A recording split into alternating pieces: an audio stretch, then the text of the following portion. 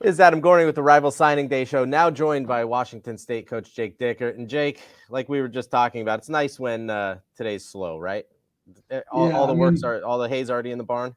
yeah, I thought we did a great job as a staff, just kind of projecting and knowing what we needed in that first signing date. I thought we did a really good job with a lot of portal early enrollees and guys that are already here competing with our team, and they already feel like veterans to me. So excited about the roster that we continue to build and where we're going from the foundation we laid last year. Let's talk about your offensive line class. And you said in December, 5 then, 7 last year. Get used to this. Is that the foundation? You have to start from the kind of the inside out. Well, I think this year more than ever proved in the Pac-12 that you better win up front. And I think that's been an emphasis of bringing Clay McGuire back when I got hired and how we want to build this and the size of those bodies and the developmental process. Because the biggest thing I always say is that you put the offensive line in a slow cooker. It's not a microwave. You got to get these big bodies, you got to develop them, and you got to create an attitude. And that's what we're in the process of doing. And the faster you can solidify the line of scrimmage, the more opportunities you'll have to win games, especially late in the Pac-12. Yeah, and that analogy definitely makes sense. Is that lost a little bit in today's has to win now, has to get guys, offensive linemen are not going to be guys coming from high school that are going to be really prepared to play in the Pac-12 right away. That mentality, how do you find that and then kind of have that patience to develop it? I just think one thing we're looking at, Adam, is that we're a developmental program, and it isn't just at offensive line.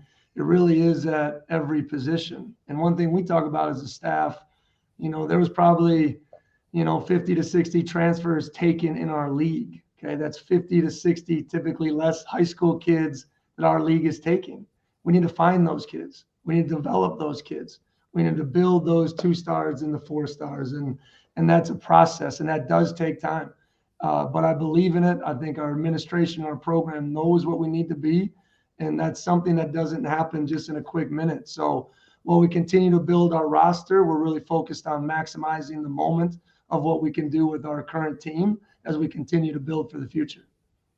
One of the guys in your class I think is undervalued a little bit, not for you guys, but just in terms of recruiting is Trey Lechner, kind of that positionless guy that you can put anywhere and do a whole lot with. What do you kind of envision for him and how do you see him playing?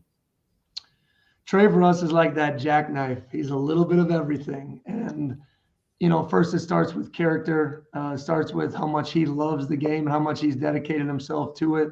But he's going to be that kind of H-back, that guy that you never have to take off the field. So we can always be in 11 and he can flex out, yet he's tough enough to be in the run game, slip him passes, create mismatches on safeties and linebackers. So we see Trey in that mold.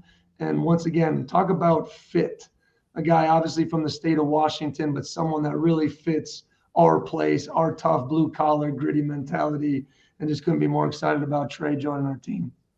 You know this better than anybody, but Washington State's always been a program that's gone junior college, Mm-hmm. high school, junior college, now Yep. portal. Is it sort of those 3 layers that you're looking at to build a class?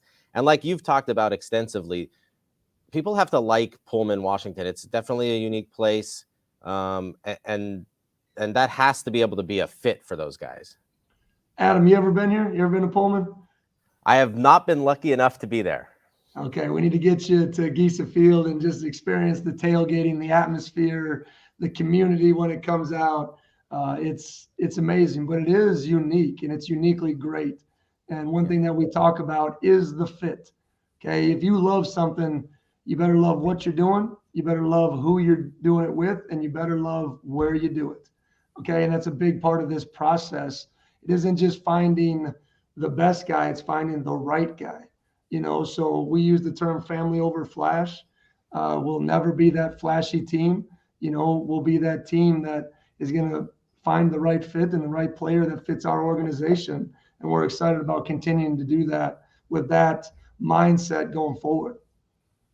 You had a great quote in December. You said, standing next to Lamborghinis has nothing to do with young men's futures. It's cool, and it gets a lot of clicks on Instagram.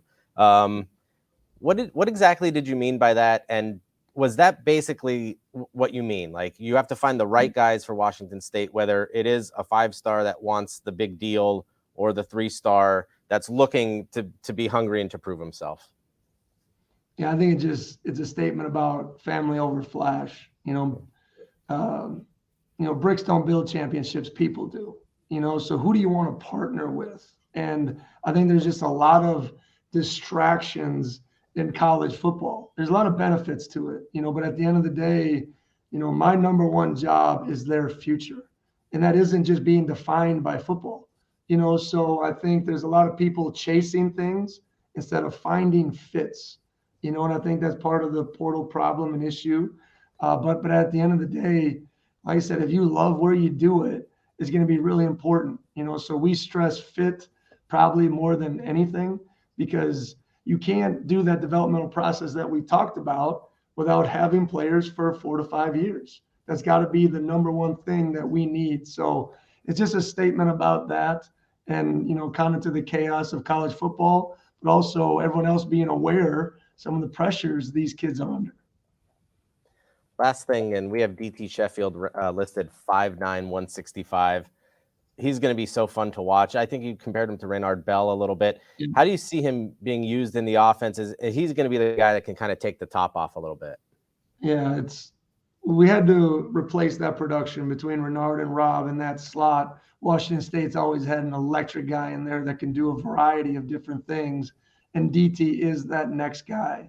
And he's already up to 173 pounds coming from JC and using our resources.